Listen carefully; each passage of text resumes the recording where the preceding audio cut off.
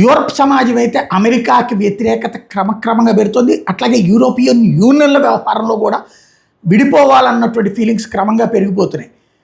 Especially ఉర్సులినా వాండర్లిన్ కారణంగా ఆమె అమెరికాకు అనుకూలంగా వ్యవహరించడం, బైడెన్ టైంలో స్టార్ట్ అయ్యి ఇప్పటికి కూడా వాళ్ళకి అనుకూలంగా వ్యవహరిస్తున్నటువంటి నేపథ్యంలో France, Spain, Italy, Germany, Poland, Greece, Belgium, Britain ఇప్పుడు వీళ్ళందరూ కూడా యూయూకి వ్యతిరేకంగా వాదనలు వినిపిస్తున్నారు.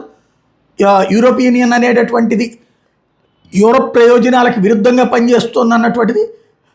ఉర్సులినా వాండర్లిన్ అమెరికా నుండి డబ్బులు తీసుకుని వ్యవహారం చేస్తుంది, అవినీతికి పాల్పడుతుందంటూ ఆమెని అరెస్ట్ చేయాలన్నటువంటి డిమాండ్తో జత కడుతున్నారు 1 by 1.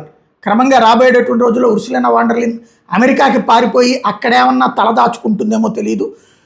ఎందుకంటే వివిధ దేశాల్లో ఆమె వ్యతిరేకత పెరిగిపోతుంది.